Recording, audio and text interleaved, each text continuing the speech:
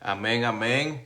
Le damos la bienvenida a todas las personas que están en este momento integrándose para la porción del estudio de la palabra de Dios.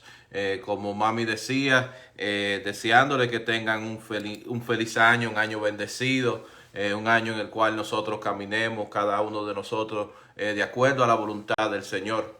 Gloria sea el nombre del Señor. Vamos a seguir el estudio que hemos estado llevando del Antiguo Testamento en el Primera de Samuel. Pero antes de empezar el estudio, vamos a ponernos en las manos del Señor. Vamos a orar. Amante Dios y Padre Santo, Señor, te damos gracias, Señor. Te damos gracias, Dios mío, porque tú nos has dado el privilegio de reunirnos por estos medios, Señor, para reconocerte, Señor, para agradecerte, Padre Santo, por lo bueno que tú has sido con nosotros, porque tú has sido misericordioso, porque tu gracia a nosotros nos ha alcanzado, Padre Santo. Te pedimos, Dios mío, que en el día de hoy seas tú guiando, dirigiendo, Señor, todo lo que nosotros hacemos, Señor.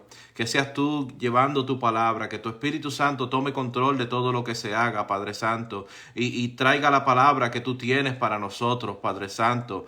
Una palabra, Señor, que sea para satisfacer cada una de las necesidades que nosotros tenemos, Padre Santo, para caminar estrechamente contigo, para estar firme, Padre Santo, en tu voluntad, Señor. Todo te lo pedimos en el nombre de Jesús.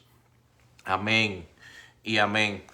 Nosotros la semana pasada estábamos estudiando en Primera de Samuel estudiamos los capítulos 3 y 4. Vimos el llamamiento de Samuel, estando Samuel viviendo en las facilidades del tabernáculo. Vimos que Dios lo llamó, vimos los eventos que ocurrieron, que él estaba confundido. Él pensó inicialmente que era Elí que lo estaba llamando. Él no conocía la voz de Dios. Y vimos que en la cuarta ocasión, después de la tercera ocasión, Elí le dio las instrucciones a Samuel de que si escuchara la voz de nuevo, que lo llamara, que se pusiera a la disposición de Dios, que le dijera: heme aquí, Señor, que tu siervo escucha. Y vimos que Dios tenía un mensaje para Samuel. Dios de aquí en adelante iba a hablar con Samuel y le iba a dar un mensaje para el pueblo. Samuel iba a ser la voz de Dios para la nación de Israel, pero en este caso, en el primer mensaje, era un mensaje de juicio que venía para la casa de Elí, para los hijos de Elí, por la desobediencia de Elí y de sus hijos.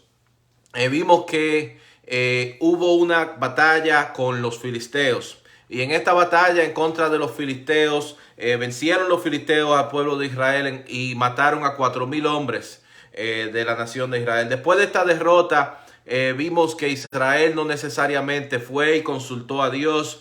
No vimos que Israel pidió a Dios, no vimos que Israel se humilló ante Dios, sino que vimos que ellos tomaron la decisión entonces, sin consultar a Dios, de tomar el arca de Dios, el arca del pacto, y llevarla entonces a la batalla.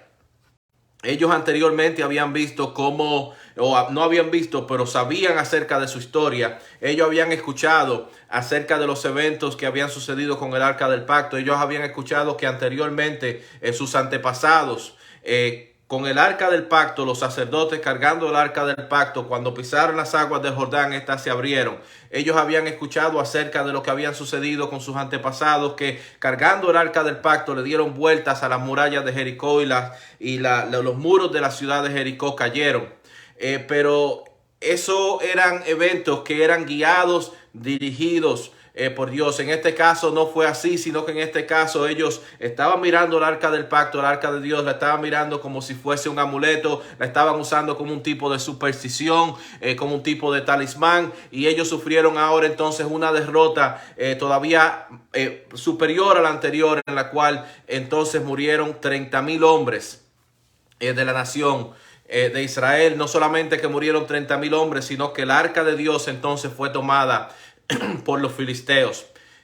Al suceder esto, vimos que hubo un mensajero que escapó de la matanza de los filisteos y fue a comunicar los eventos que habían sucedido. Y vimos que este mensajero llegó a Elí, y Elí, al escuchar la noticia de que sus 2 hijos, que eran sacerdotes, que habían muerto, y que el arca del pacto la habían tomado los filisteos, vimos que Elí cayó de espalda, Elí se desnucó y murió. Pero vimos que esto era un cumplimiento de ya el mensaje que Dios le había dado a un varón de Dios que había traído ese mensaje a Elí. Ese era el cumplimiento también del mensaje que Dios le había dado a Samuel aquella noche.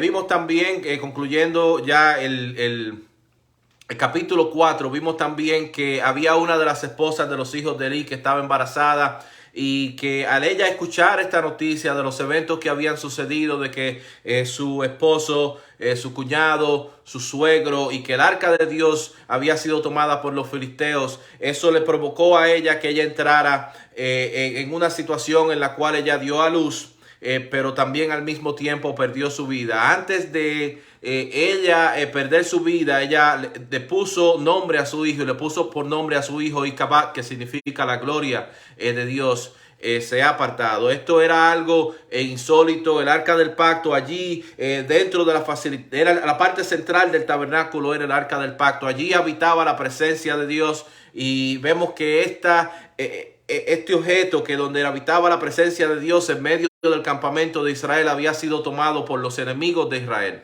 Hoy vamos a seguir el estudio de Primera de Samuel, y vamos, con la ayuda de Dios, vamos a cubrir entonces de los capítulos, el capítulo 5, 6 y 7. Vamos al capítulo 5. Dice la palabra de Dios: cuando los filisteos capturaron el arca de Dios, la llevaron desde Eben-ezer a Asdod, y tomaron los filisteos el arca de Dios y la metieron en la casa de Dagón, y la pusieron junto a Dagón. Y cuando al siguiente día los de Asdod se levantaron de mañana, he aquí postrado en tierra delante del arca de Jehová. Y tomaron a Dagón y lo volvieron a su lugar. Y volviéndose a levantar de mañana el siguiente día, he aquí que Dagón había caído postrado en tierra delante del arca de Jehová. Y la cabeza de Dagón y las 2 palmas de sus manos estaban cortadas sobre el umbral, habiéndole quedado a Dagón el tronco solamente. Por esta causa los sacerdotes de Dagón y todos los que entran en el templo de Dagón no pisan el umbral de Dagón en Asdod hasta hoy. Cuando los pueblos en aquellos tiempos iban y se enfrentaban, iban a guerra, iban a batalla, esto no era considerado solamente una batalla, un conflicto físico, sino también que esto era considerado una batalla espiritual, una batalla entre los dioses que los pueblos les servían. Cuando los filisteos entonces derrotaron a la nación de Israel, la nación de Israel había sido derrotada por su desobediencia a Dios. Pero como eso los filisteos lo percibieron, vemos por esta acción que ellos percibieron que esa victoria era una victoria de Dagón, el dios que ellos le servían, una victoria de su Dios arriba del Dios de Israel, que es Jehová, que es el único Dios verdadero. Dagón, el dios que los filisteos le servían, era una figura que tenía su cabeza y su torso de hombre, pero la parte inferior era de un pez, y esta era la figura, el dios que los filisteos le servían. Y vemos que ellos, dando a entender que su Dios, en su pensamiento, ellos querían dar a entender que su Dios había vencido al Dios de Israel, y ellos están entonces colocando el arca donde estaba la presencia de Dios anteriormente, la están poniendo en el templo de Dagón, en servicio a su Dios, al Dios Dagón.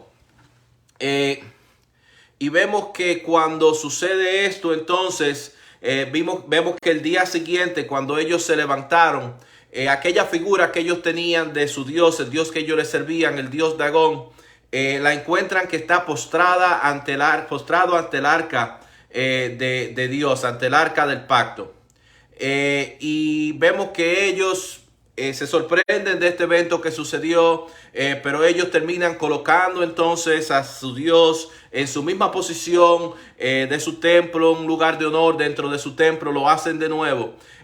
Pero el día siguiente, entonces, cuando ellos se levantan en la mañana, encuentran con la sorpresa de que lo mismo ha sucedido, que su Dios Dagón está postrado en el suelo ante el arca del pacto del Dios de Israel. No solamente en esta ocasión que está postrado, sino también que su cabeza ha sido cortada y que sus manos han sido cortadas. Y vemos lo triste de lo que sucede con los filisteos. Ellos están viendo este Dios que ellos les sirven, este Dios, esta figura que ellos les sirven, y están viendo cómo estos eventos están sucediendo. Ellos están sirviendo a una figura que no tiene vida, que no tiene valor.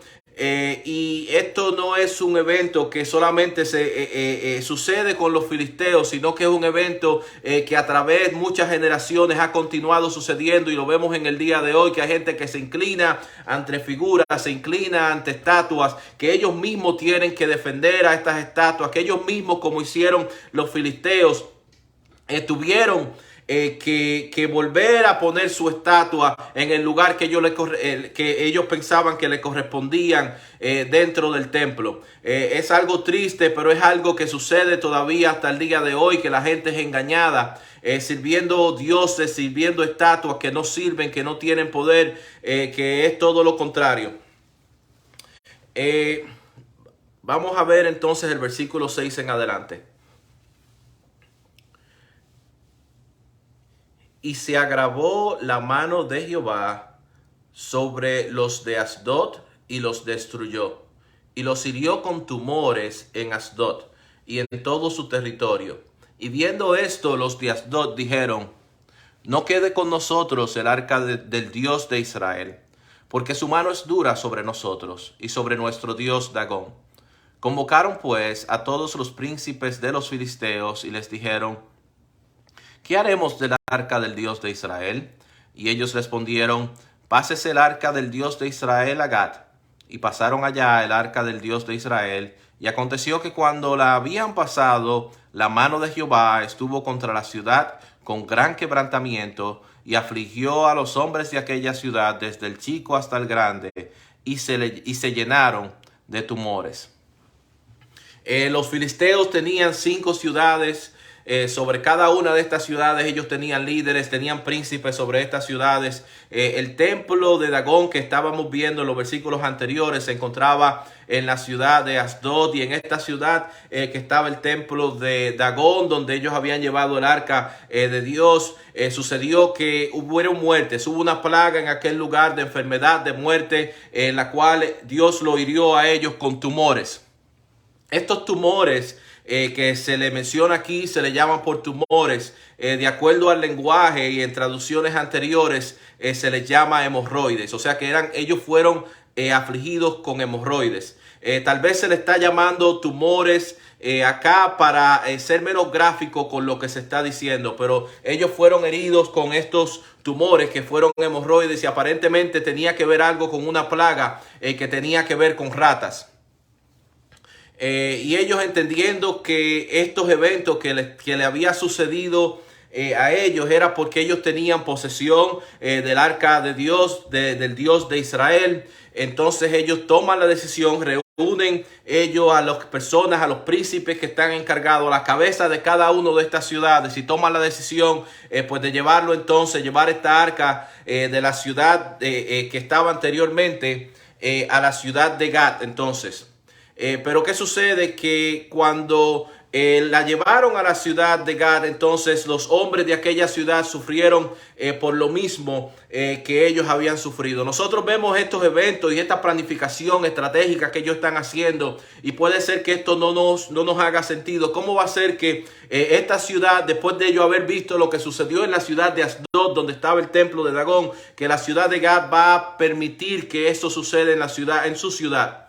Pero ¿qué sucede? Que en aquellos tiempos sucedía que los dioses que los diferentes territorios servían, ellos entendían que eran dioses territoriales. Ellos entendían que podía haber un Dios que tenía poder en un territorio por el poder de aquel Dios que ellos que le servían en aquel lugar, no tenía poder necesariamente en otra localidad geográfica. Entonces ellos puede ser que estén moviendo el arca del Dios de Israel de la ciudad de Asdod a la ciudad de Gat, pensando que el Dios de Israel entonces no podía hacer nada en la ciudad de Gat, pero estaban equivocados, porque el Dios de Israel es Dios sobre todas las cosas, es el Dios que creó los cielos y la tierra, es el Dios que tiene poder sobre todo. Vemos al el salmista David, el rey David, escribe en el Salmo 139, versículo del 7 al 12, dice: ¿A dónde me iré de tu espíritu? ¿Y dónde huiré de tu presencia? Si subiera a los cielos, allí estás tú. Y si en el Seol hiciere mi estrado, he aquí, allí tú estás. Si tomare las alas del alba y habitare en el extremo del mar, aún allí me guiará tu mano y me asirá tu diestra. Si dijeres ciertamente las tinieblas me encubrirán, aún la noche resplandecerá alrededor de mí. Aún las tinieblas no encubren de ti, y la noche resplandece como el día. Los mismos te son las tinieblas que la luz. O sea que no hay un lugar donde el poder de Dios no es efectivo. Todos estos dioses que aquellas poblaciones le servían, estos dioses falsos, son en muchas ocasiones, son demonios. Y tienen poder a veces y tienen dominio sobre ciertas regiones en las cuales tal vez les son asignados dentro del reino de las tinieblas. Pero nuestro Dios es Dios sobre todas las cosas, sobre los cielos, sobre la tierra, sobre debajo de la tierra. No hay nada que está escondido al poder, a la presencia de Dios. No hay limitaciones al Dios que nosotros le servimos, un Dios todopoderoso. Y esto es lo que los hombres de los filisteos, lo que los filisteos ahora están tratando de evitar y no están entendiendo. La llevan de una ciudad a otra. Y vamos a ver que ellos van a querer ahora llevarla a otra ciudad más. Vamos a ver el versículo 10 en adelante. Dice: entonces enviaron el arca de Dios a Ecrón. Y cuando el arca de Dios vino a Ecrón, los ecronitas dieron voces diciendo: han pasado a nosotros el arca de Dios de Israel para matarnos a nosotros y a nuestro pueblo. Y enviaron y se reunieron a todos los príncipes de los filisteos diciendo: enviad el arca de Dios de Israel y vuélvase a su lugar y no nos mate a nosotros ni a nuestro pueblo, porque había consternación de muerte en toda la ciudad y la mano de Dios se había agravado allí. Y los que no morían eran heridos de tumores, y el clamor de la ciudad subía al cielo. Vemos entonces que ellos trataron llegaron a la decisión de enviarla a una tercera ciudad, a la ciudad de Ecrón, pero los que estaban en aquella ciudad no quisieron saber de eso. Ellos habían escuchado, sabían lo que habían sucedido en las dos ciudades anteriores y sabían de la mortandad que había sucedido allí, sabían de la plaga que habían sufrido los pobladores de aquella ciudad, y ellos no quieren que el arca de Dios llegue allí, no quieren saber nada que ver con el arca de Dios. Esta arca que ellos habían pensado que era un trofeo de guerra, un souvenir, era tal vez una señal, un recordatorio de lo que ellos habían visto como la victoria de ellos sobre Israel, la victoria de su Dios sobre el Dios de Israel. Ellos se están dando cuenta que no era así. Y toman la decisión ahora entonces de devolverla, de regresarla a su lugar a Israel. Vamos a ver el próximo capítulo, el capítulo 6.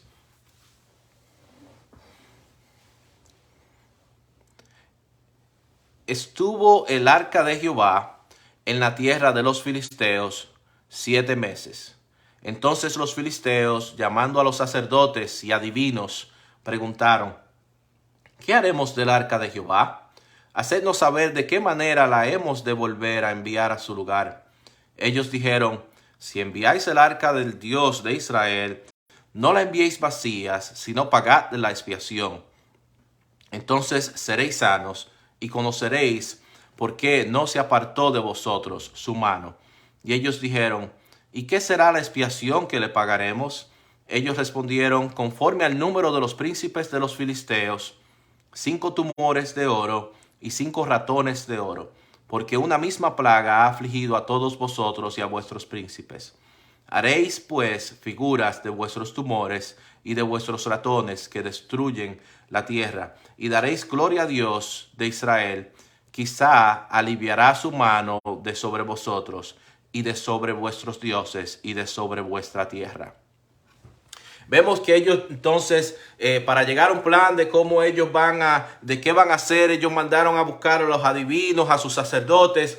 Vemos que ellos tienen cierto conocimiento acerca del Dios de Israel, cierto conocimiento acerca de cómo Israel, de los mandamientos de Israel. Ellos están hablando aquí de pagar expiación, de precio de expiación, pero el Dios de Israel, el precio de expiación era sacrificio, era sangre, pero vemos que ellos, en vez de tal vez hacer un sacrificio o enviar un animal para sacrificio, para la expiación de la transgresión que ellos habían hecho, ellos entonces envían correspondientes 5 figuras, 5 ratones de oro y 5 tumores de oro, uno por cada uno de aquellos príncipes de aquellas ciudades de los filisteos.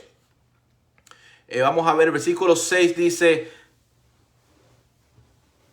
¿por qué endurecéis vuestro corazón? Siguen hablando entonces los líderes y los sacerdotes y los adivinos de los filisteos. ¿Por qué endurecéis vuestro corazón como los egipcios y Faraón endurecieron su corazón después que los había tratado así? No los dejaron ir y se fueron. Vemos que los filisteos están hablando aquí de eventos que han sucedido cientos de años anterior. Son eventos históricos que han sucedido hace mucho tiempo, pero son eventos históricos que son conocidos en la región. Y aunque había pasado tanto tiempo, ellos entendían que estos eventos históricos eran reales. Ellos no quieren cometer el mismo error que se hizo en Egipto, que después que Dios afligió a Egipto con tantas plagas, el faraón endureció su corazón y terminó Dios destruyendo a la nación de Egipto prácticamente. Ellos no quieren cometer ese mismo error, porque aunque ellos trataron y el faraón endureció su corazón, como quiera, no lo quisieron dejar ir, como quiera se fueron, porque la mano de Dios estaba con ellos. Aunque vemos que ellos conocen acerca de los eventos que sucedieron, vemos que ellos no hay arrepentimiento en ellos. Ellos insisten en adorar al Dios que ellos les sirven. Ellos entendiendo la superioridad del Dios de Israel, ellos no se tornan al Dios de Israel, sino que vemos que ellos conocen la Biblia, ellos conocen acerca de los eventos históricos que han sucedido en la Biblia, pero ellos no aplican la Biblia. Y eso sucede con muchas personas que conocen acerca de lo que la Biblia dice. Te pueden citar la Biblia en muchos momentos.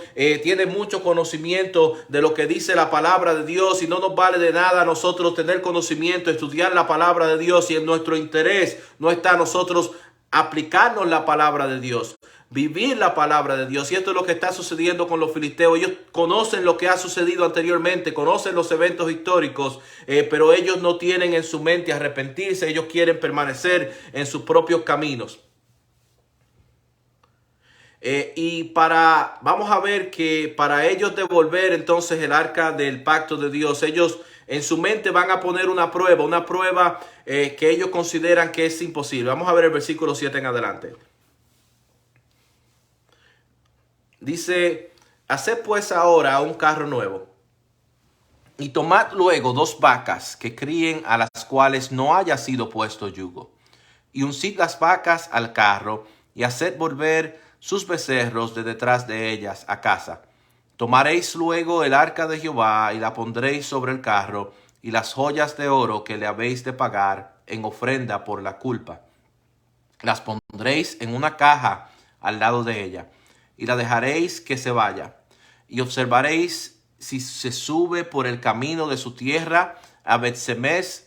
Él nos ha hecho este mal tan grande, y si no, sabremos que no es su mano la que nos ha herido, sino que esto ocurrió por accidente.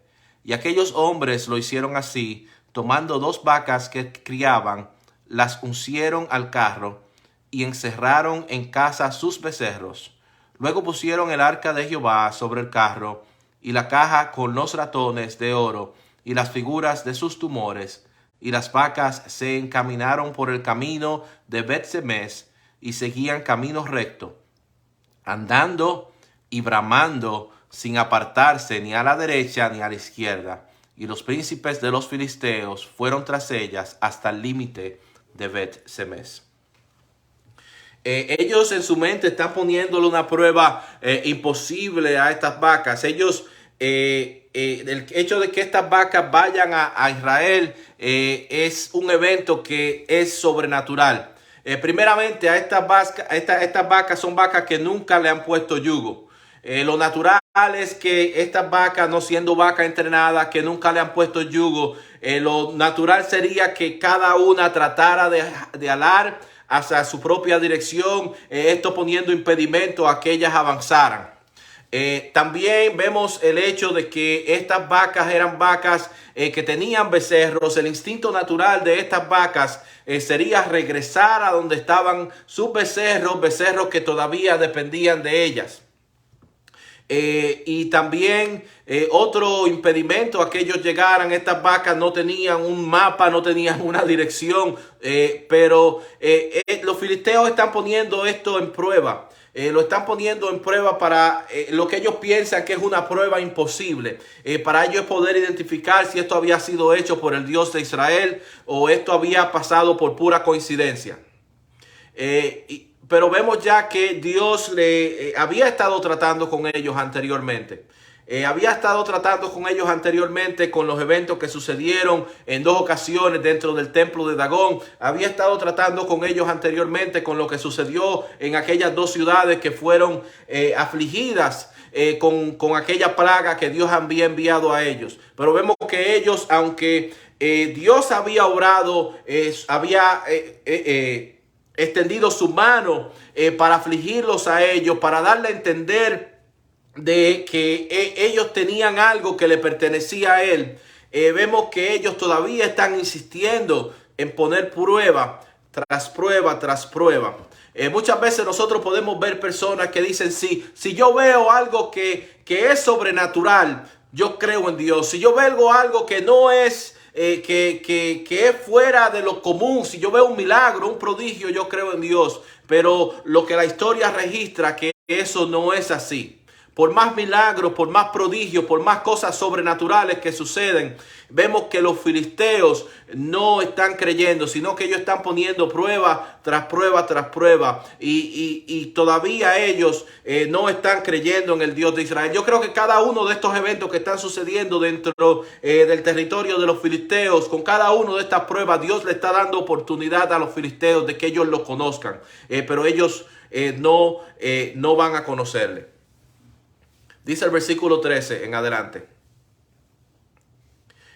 Y los de Bet-Semes segaban el trigo en el valle, y alzando los ojos vieron el arca y se regocijaron cuando la vieron. Y el carro vino al campo de Josué de Bet-Semes y paró allí donde había una gran piedra. Y ellos cortaron la madera del carro y ofrecieron las vacas en holocausto a Jehová. Y los levitas bajaron el arca de Jehová y la caja que estaba junto a ella, en la cual estaban las joyas de oro, y la pusieron sobre aquella gran piedra. Y los hombres de Bet-Semes sacrificaron holocaustos y dedicaron sacrificios a Jehová en aquel día. Cuando vieron esto, los 5 príncipes de los filisteos volvieron a Ecrón el mismo día.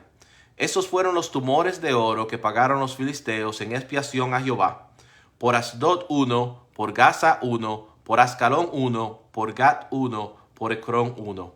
Y los ratones de oro fueron conforme al número de todas las ciudades de los filisteos, pertenecientes a los 5 príncipes.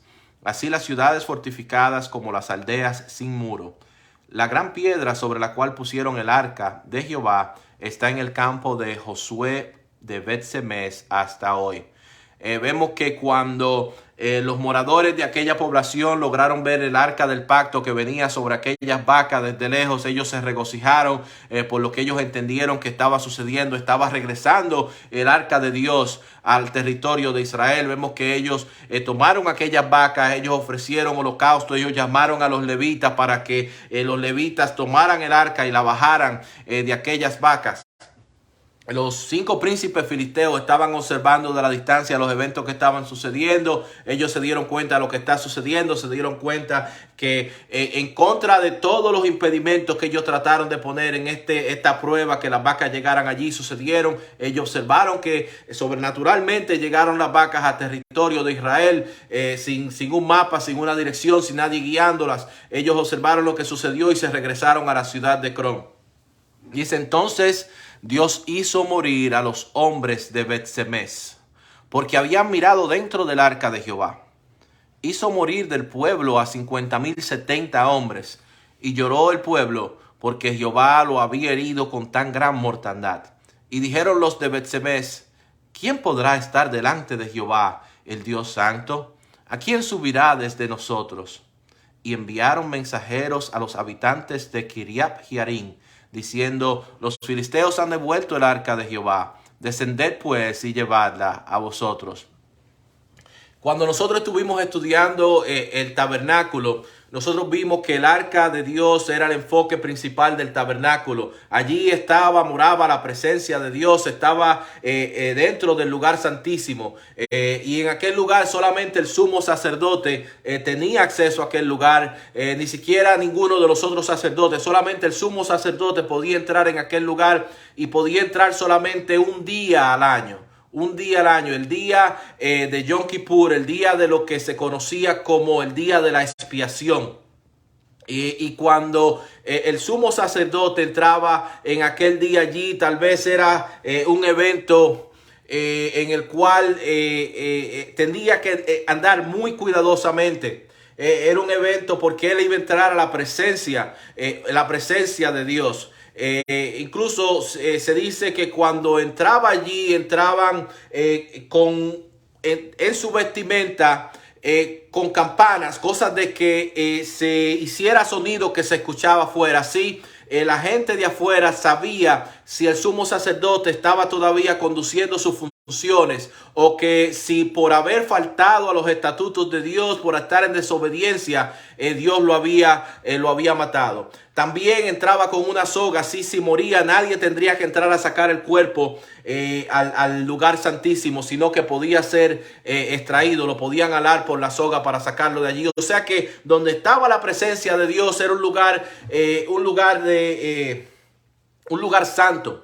Y vemos que estos hombres que estamos viendo aquí, ellos miraron dentro del arca del pacto. Ellos, es posible que hayan visto allá dentro del arca del pacto por curiosidad, pero también es posible incluso que ellos lo hayan hecho por motivos reales. Tal vez estaban tratando de investigar si los filisteos habían extraído los artículos que estaban dentro del arca del pacto. Dentro del arca del pacto, recordemos que estaban allí las tablas de la ley, estaban también la vara de Aarón que había reverdecido, y estaba también un contenedor como memoria del maná que Dios le había dado. Estaba un maná dentro de un contenedor dentro del arca del pacto. Es posible que ellos hayan tenido curiosidad acerca de si los filisteos habían tomado esto, pero vemos que Dios hizo con ellos, los condenó por haber visto dentro, por haber tomado y es aquella libertad de ver dentro del arca del pacto. Los sacerdotes que fueron y sacaron y quitaron el arca del pacto de las vacas que llevaban cargándola, tal vez debieron cubrir, tal vez debieron protegerlas también.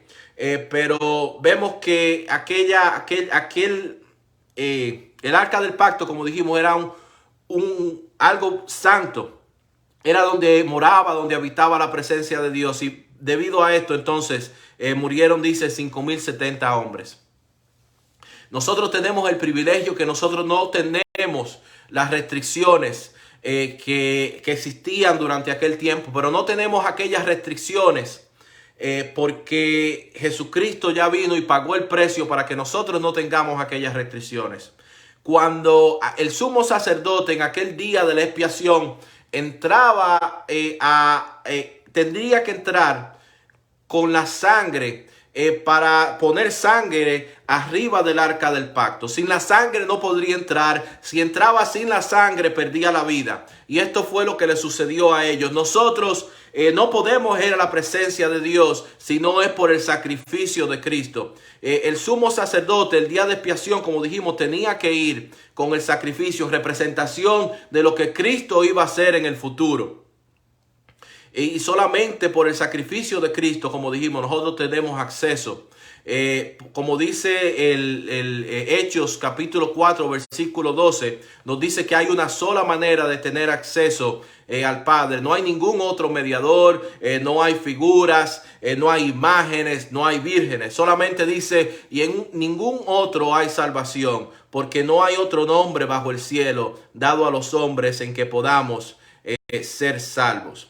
Y es la única manera que nosotros podemos tener acceso a la presencia de Dios. Es por la sangre de nuestro Señor Jesucristo, que fue derramada en la cruz del Calvario, con la cual Él nos redimió. Dice primera de Pedro capítulo 1 versículos 18 y 19. Sabiendo que fuisteis rescatados de vuestra vana manera de vivir, la cual recibisteis de vuestros padres, no con cosas corruptibles como oro o plata, sino con la sangre preciosa de Cristo, como de un cordero sin mancha y sin contaminación. Es posible que aquellos hombres, como dijimos, hayan tenido intenciones genuinas en conocer lo que había sucedido con lo que estaba dentro del arca. Igual que en el día de hoy hay personas que tienen intenciones genuinas, que piensan que hay muchos caminos con los cuales ellos pueden llegar al cielo, que piensan que no puede haber un solo camino. Tienen tal vez intenciones genuinas, intenciones buenas, pero están en contra de la enseñanza de la palabra de Dios, que dice que hay un solo camino en llegar al Padre, que es por el sacrificio del Señor Jesucristo. Vamos a seguir entonces con el capítulo 7. Dice, vinieron los de Kiriat Jearim y llevaron el arca de Jehová y la pusieron en casa de Abinadab, situada en el collado, y santificaron a Eleazar su hijo para que guardase el arca de Jehová. Desde el día que llegó el arca a Kiriat Jearim pasaron muchos días, 20 años, y toda la casa de Israel lamentaba en pos de Jehová. Habló Samuel a toda la casa de Israel diciendo, si de todo vuestro corazón os volvéis a Jehová y quitad los dioses ajenos y a Astarot de entre vosotros, y preparad vuestro corazón a Jehová, y solo a él servid, y os librará de la mano de los filisteos. Entonces los hijos de Israel quitaron a los Baales y a Astarot y sirvieron solo a Jehová. Habían entonces ahora pasado 20 años desde que el arca de Dios había sido llevada a la casa de Abinadab. Cuando vemos entonces aquí a Samuel que está exhortando al pueblo de Dios a que ellos fueran fieles a Jehová. El problema de la nación de Israel no era que ellos en aquel momento habían abandonado a Jehová, habían dejado el servicio a Jehová. El problema de ellos era que ellos no solamente adoraban al único Dios verdadero, al Dios de Israel, sino que también ellos habían adoptado el servicio a varios dioses. Vemos a Astarot y vemos a Baal también. Pero vemos aquí que el pueblo de Israel siguió las instrucciones y dice que quitaron los Baales y a Astarot y sirvieron solo a Jehová. Muchas veces el problema del creyente no es que el creyente necesariamente abandona los caminos del Señor, no es necesariamente que el creyente se va al mundo. El problema muchas veces es que el creyente quita su mirada, quita su confianza y pone en las buenas nuevas del evangelio, en lo que Dios ha hecho por nosotros, y pone su mirada, pone su confianza a veces en diferentes cosas, en métodos, en mecanismos y cosas así por el estilo que son irrelevantes, que por estos métodos, por estos mecanismos nosotros no podemos acercarnos a Dios y nosotros no podemos dar a conocer a Dios a la gente. En Primera de Corintios capítulo 2 versículo 2 vemos cuál era la manera que se comportaba Pablo cuando llevaba el evangelio. Dice, pues me propuse no saber entre vosotros cosa alguna sino a Jesucristo y a este crucificado. No podemos quitar el enfoque de cuál es el mensaje central, el mensaje principal de la Biblia, que es el plan de redención de Dios para la humanidad, para nosotros, que Cristo murió por nosotros. Vemos el versículo 5 en adelante, dice, y Samuel dijo, reunid a todo Israel en Mizpa, y yo oraré por vosotros a Jehová. Y se reunieron en Mizpa y sacaron agua y la derramaron delante de Jehová. Y ayunaron aquel día y dijeron allí, contra Jehová hemos pecado. Y juzgó Samuel a los hijos de Israel en Mizpa. Cuando oyeron los filisteos que los hijos de Israel estaban reunidos en Mizpas, subieron los príncipes de los filisteos contra Israel. Y al oír esto, los hijos de Israel tuvieron temor de los filisteos. Vemos que Dios usó a Samuel para llevar un avivamiento a la nación de Israel, de arrepentimiento, de abandonar los dioses falsos. Ellos abandonaron su pecado, ellos admitieron lo que habían hecho, ellos se arrepintieron, hubo ayuno dentro de la nación de Israel. Pero vemos que cuando estos eventos suceden dentro de la nación de Israel, no es que el enemigo se va a quedar de brazos cruzados, que lo va a aplaudir, sino que vemos que se levanta en contra de ellos. Los filisteos están viendo lo que está sucediendo, y se enteraron de lo que estaban sucediendo y se levantaron en contra de ellos.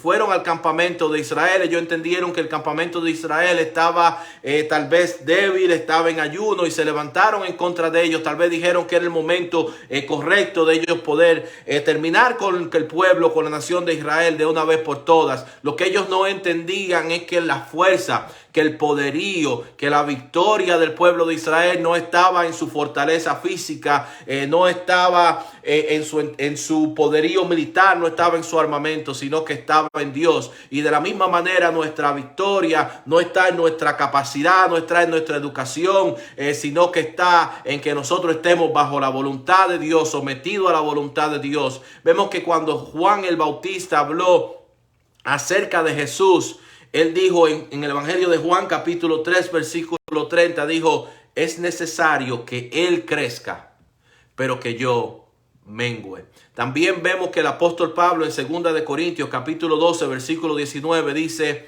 y me ha dicho, bástate en mi gracia, porque mi poder se perfecciona en la debilidad.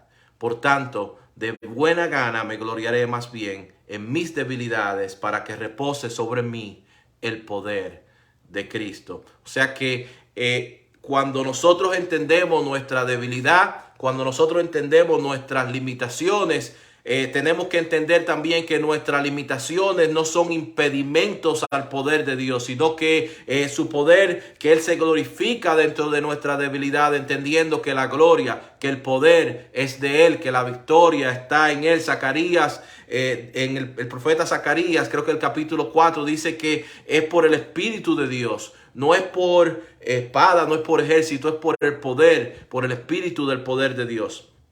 Dice el versículo 8 en adelante, dice: entonces dijeron los hijos de Israel a Samuel: no ceses de clamar por nosotros a Jehová nuestro Dios, para que nos guarde de la mano de los filisteos. Y Samuel tomó un cordero de leche y lo sacrificó entero en holocausto a Jehová. Y clamó Samuel a Jehová por Israel, y Jehová le oyó. Y aconteció que mientras Samuel sacrificaba el holocausto, los filisteos llegaron para pelear con los hijos de Israel. Mas Jehová tronó aquel día con gran estruendo sobre los filisteos y los atemorizó, y fueron vencidos delante de Israel. Y saliendo los hijos de Israel de Mizpa, siguieron a los filisteos, hiriéndolos hasta abajo de Bet-car. Esto no fue que de repente la nación de Israel recibió equipo militar, tenía equipo militar moderno. No fue que la nación de Israel tenía un ejército mayor, sino que cuando vemos los eventos que están sucediendo, ellos en todos tenían las de perder. Ellos estaban fritos, ellos no podían oponerse físicamente al ejército de los filisteos. Los filisteos eran superiores militarmente hablando, tenían tecnología militar mucho más avanzada en comparación a lo que Israel tenía. Tenían un número de militares que controlaban en la región completamente. Pero vemos que la victoria de ellos estaba en que Dios estaba con ellos. Vemos que ellos habían clamado a Jehová. Vimos que Samuel había hecho holocausto. Eso era lo que había cambiado, que ahora Dios estaba con ellos. O sea que muchas veces cuando nosotros se nos presentan las dificultades, se nos presentan los problemas, nosotros estamos enfocándonos en soluciones físicas, en soluciones que consideramos prácticas, en soluciones que están a nuestra disposición para nosotros poder solucionar los problemas que tenemos que enfrentar. pero eso no es así necesariamente. Muchos de los conflictos que nosotros enfrentamos en lo natural, en lo físico, Dios quiere que nosotros vayamos a Él, que Él es que nos puede ayudar, porque lo que nosotros tenemos a nuestra disposición cuando nosotros vamos a Él es algo mucho más poderoso, mucho más eficiente que cualquier cosa que nosotros podamos hacer. Segunda de Corintios dice, capítulo 10, versículo 4, dice: porque las armas de nuestra milicia no son carnales, sino poderosas en Dios para destrucción de fortaleza. Y de estas armas era en este momento que Dios había equipado a la nación de Israel. Armas poderosas, pero armas que son espirituales. Vemos el versículo 12 en adelante. Dice, tomó luego Samuel una piedra y la puso entre Mizpa y Sen, y le puso por nombre Eben-Ezer, diciendo: hasta aquí nos ayudó Jehová. Así fueron sometidos los filisteos, y no volvieron más a entrar en el territorio de Israel. Y la mano de Jehová estuvo contra los filisteos todos los días de Samuel. Y fueron restituidos los hijos de Israel las ciudades que los filisteos habían tomado a los israelitas, desde Ecrón hasta Gat. E Israel libró su territorio de mano de los filisteos, y hubo paz entre Israel y el amorreo. Y juzgó Samuel a Israel todo el tiempo que vivió. Y todos los años iba y daba vuelta a Betel, a Gilgal y a Mizpa. Y juzgaba a Israel en todos estos lugares. Después volvía a Rama, porque allí estaba su casa, y allí juzgaba a Israel. Y edificó allí un altar a Jehová. Vemos que Dios le había dado a ellos gran victoria, pero en ocasiones a nosotros nos sucede que después que pasamos por una gran prueba y vemos la mano de Dios que nos ha ayudado, vemos como que tenemos un impedimento, como el río Jordán, cuando los hijos de Israel tenían el río Jordán delante de ellos. Vemos un impedimento tan grande que Dios abrió el río Jordán para que ellos cruzaran. Hizo una gran obra, hizo un milagro para que ellos lograran pasar por el río Jordán en seco. Pero ¿qué pasa? Que cuando sucede eso, nosotros nos gozamos, nos alegramos, le damos gloria a Dios. Pero ¿qué sucede? Que muchas veces después entonces que cruzamos el río Jordán, de que Dios nos ayuda, de que vemos la mano de Dios estar con nosotros, nos encontramos más pruebas, más problemas, y nos olvidamos de lo que Dios ya ha hecho por nosotros. Nos olvidamos de que Dios abrió el río Jordán. Nos olvidamos de que Dios permitió que nosotros estuviéramos donde estamos en el momento y pasando por la prueba que estamos pasando. Y vemos que en ese momento ellos levantan un altar en conmemoración, en recordatorio, para que ellos se acuerden de lo que Dios ha hecho ya por ellos. ¿Por qué sucede? Porque muchas veces después que pasamos la prueba, cruzamos el Jordán, lo próximo que nos encontramos en el frente entonces son las murallas de Jericó. O sea que vamos de problema, Dios nos ayuda y vemos la mano de Dios obrar, y nos encontramos otro problema. Y muchas veces nos ponemos presión mental, nos atribulamos por los problemas que estamos pasando, lo vemos de nuevo como imposibilidades, y nos olvidamos de que el Dios que nosotros le servimos es un Dios todopoderoso. Nos olvidamos de que el Dios que nosotros le servimos es el Dios que ha estado llevándonos hasta donde estamos nosotros en ese momento. Nos olvidamos de que el Dios que nosotros le servimos, como la nación de Israel había salido de Egipto con la mano poderosa de Dios. Dios había abierto el Mar Rojo, había abierto el río Jordán, había tumbado las murallas de Jericó. Nos olvidamos de la trayectoria, de las cosas que Dios ha hecho durante todo nuestro caminar con Dios, y nos atribulamos sin razón de estar atribulados. Porque la palabra de Dios lo que nos dice es que cuando se nos presenten estas situaciones, como en aquel momento, ellos pueden ir y ver lo que Dios ha hecho. Hasta aquí Dios nos ha ayudado. Nosotros tenemos que, cuando vienen las cargas, las pruebas, depositar nuestras cargas, nuestras pruebas al Señor. Vemos primera de Pedro capítulo 5 versículo 7, dice: echando toda vuestra ansiedad sobre Él, porque Él tiene cuidado de vosotros. Y definitivamente que Él tiene cuidado de vosotros. Nosotros hemos visto la mano de Dios obrar en nuestra vida. Desde que Él nos salvó, Él ha caminado con nosotros. Problemas, tribulaciones, pruebas, Él ha estado con nosotros. Hasta aquí nos ha ayudado y Él promete estar con nosotros. Gloria sea el nombre del Señor hasta el fin. Hasta aquí entonces vamos a terminar en los capítulos 5, 6 y 7 del libro de Primera de Samuel. Esperando que este estudio haya sido de bendición para todos los que han estado con nosotros en la porción del estudio y en el servicio.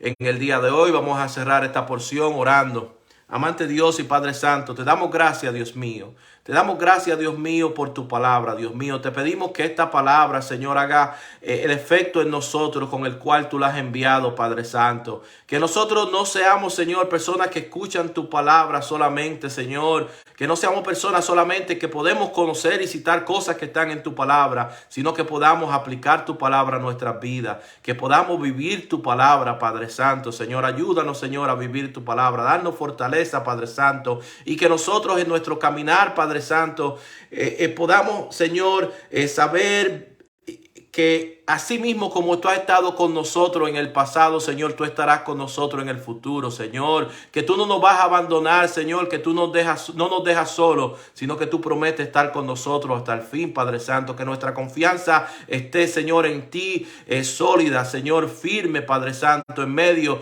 de toda circunstancia, y que podamos ser instrumentos para tu gloria. Todo te lo pedimos en el nombre de Jesús. Amén y amén. Hasta aquí la porción del estudio de la palabra. Agradecemos a todas las personas que han estado con nosotros en la porción del estudio de la palabra por medio de la transmisión que estamos haciendo de Facebook Live. Le invitamos a que estén con nosotros la semana que viene, el domingo siguiente a la misma hora, de la misma manera que ha estado con nosotros, y le exhortamos que estudien los próximos capítulos de Primera de Samuel. Con la ayuda de Dios vamos a tratar de cubrir por lo menos los próximos 2 capítulos. Los invitamos y le deseamos que el Señor le continúe bendiciendo.